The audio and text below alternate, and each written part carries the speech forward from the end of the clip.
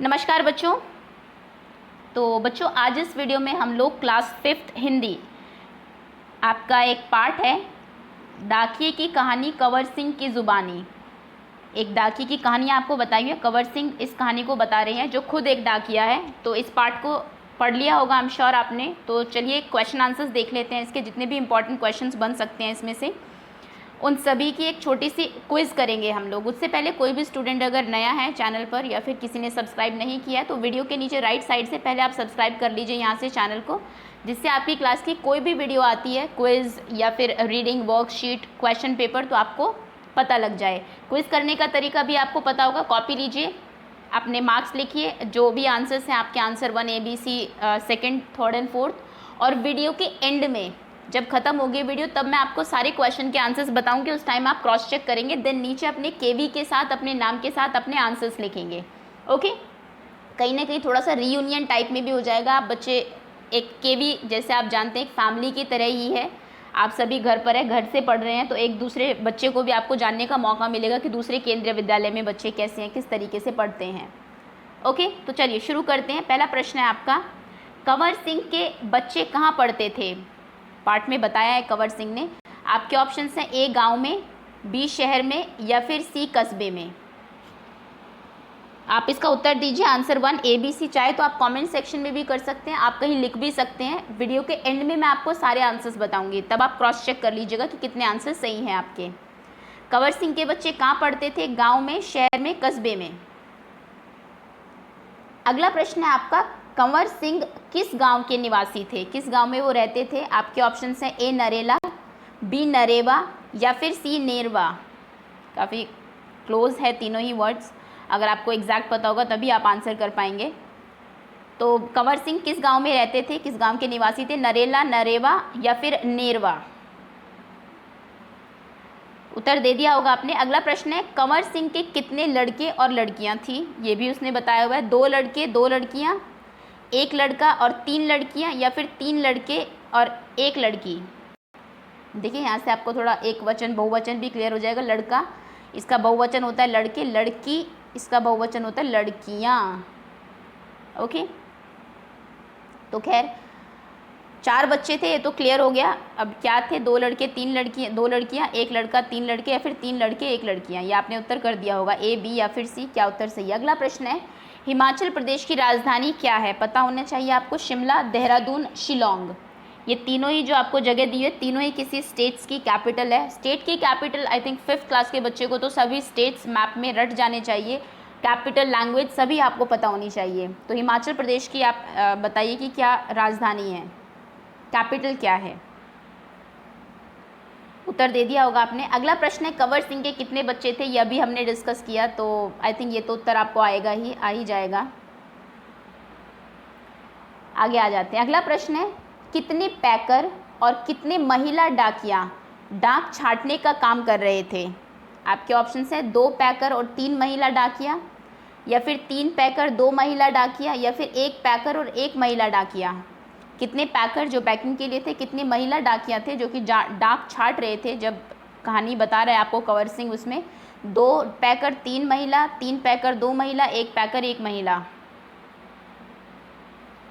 उत्तर कर दिया होगा आपने। 7वां प्रश्न आपका, धूप कहाँ से छन कर आ रही थी? आपके ऑप्शन है रोशनदान से, बी दरवाजे से या फिर सी खिड़की से। ओके,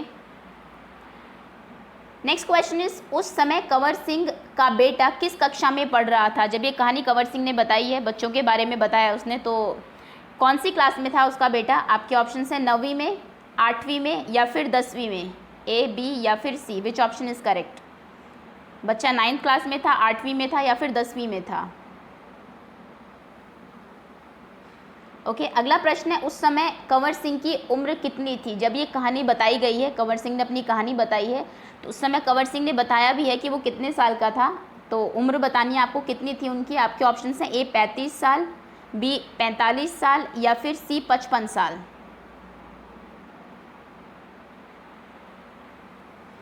अगला प्रश्न है, पाठ के आधार पर बताइए शिमला की माल रोड पर क्या है? आपके ऑप्शन हैं ए बैंक, बी पोस्ट ऑफिस या फिर सी स्कूल। शिमला की माल रोड, शिमला जो कि हिमाचल प्रदेश की कैपिटल है, राजधानी है, उसकी माल रोड पर क्या चीज़ स्थित है? बैंक है, पोस्ट ऑफिस है या फिर स्कूल है? कहानी में बताया है आपको।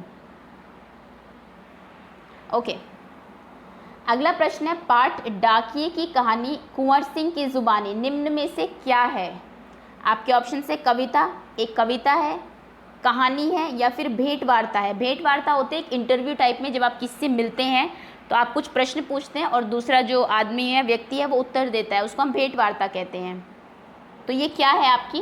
कंवर सिंह डाकिए की कहानी कंवर सिंह की जुबानी कहानी है, कविता है या फिर भेंट वार्ता है? ए, बी और C, which option is correct? Okay, अगला प्रश्न है, हिमाचल प्रदेश की सबसे ऊंचाई पर बसा गांव कौन सा है? इसका भी जिक्र डाकिए ने किया है, क्योंकि उन्हें हर जगह चिट्ठी पहुंचानी होती है, तो उसने बताया था सबसे ऊंचाई पर जो गांव है वो कौन सा है। आपके ऑप्शंस हैं, ए किब्बर, बी बरोत या फिर सी काजा। किब्बर, बरोत, काजा, सबसे ऊंचाई पर जो गांव स्थित है उसका नाम बताइए।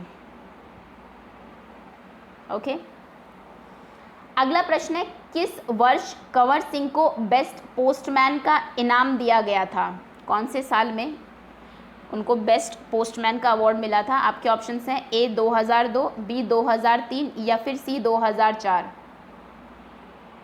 जितने भी प्रोफेशन होते हैं, आपको जो लोग किसी भी प्रोफेशन में, किसी भी काम में एक्सीलेंस शो करते हैं, बेस्ट टीचर आपने सुना होगा, बेस्ट पायलट भी सुना होगा, तो जितने भी लोग हैं जो अच्छा प्रदर्शन करते हैं उन लोगों को अवार्ड दिया जाता है। तो ऐसे बेस्ट पोस्टमैन का अवार्ड होता है, तो जो कि कंवर सिंह को मिला था, इसलिए इनकी जो कहानी है वो छपी है आपकी किताब में।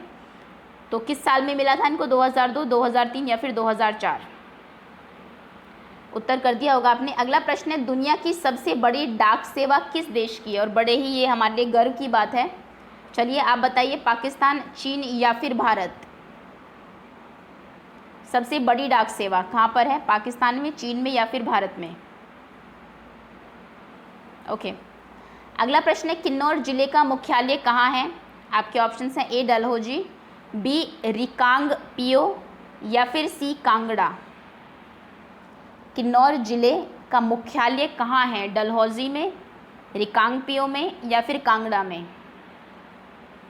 ओके, अगला प्रश्न है, एक पोस्ट कार्ड का मूल्य कितना है? ये भी आपको बताया गया है।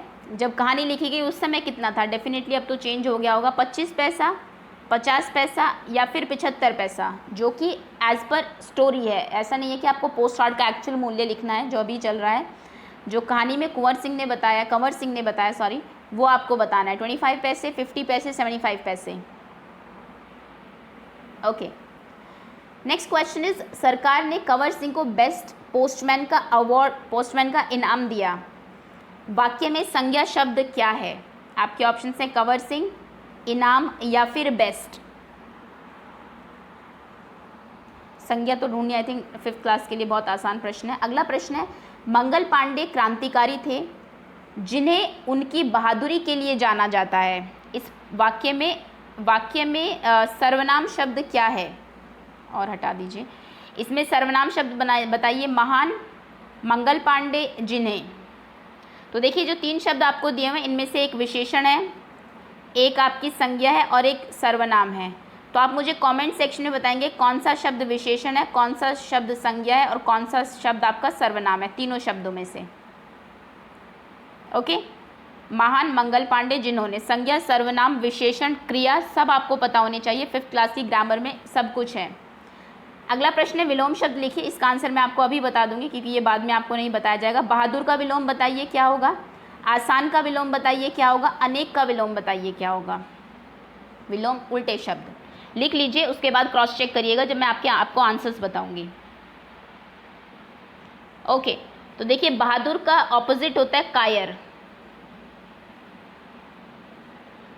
आसान का ऑपोजिट होता है, आसान सरल जो काम होता है, मुश्किल।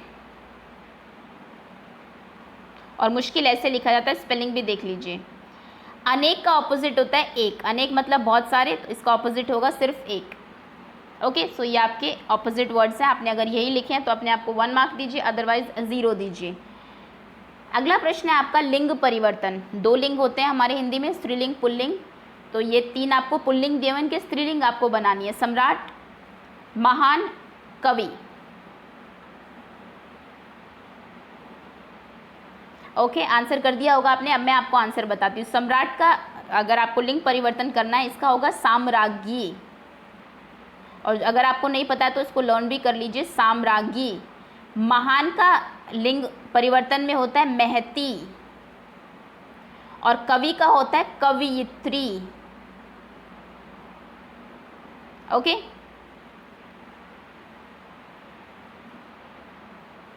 अब मैं आपको आपके आंसर्स बताती हूँ। अब जहाँ पर आपने आंसर्स लिखे हैं, पेज को ओपन कर लीजिए और देखिए कि कितने आंसर्स आपके सही है। ए, फर्स्ट का आंसर है ए या फिर अ, सेकंड का आंसर है सी या फिर स, थर्ड का आंसर है बी या फिर ब, जो भी आपने लिखा है, फोर्थ का A, fifth A, sixth A, seventh C, eighth C, ninth B, tenth B,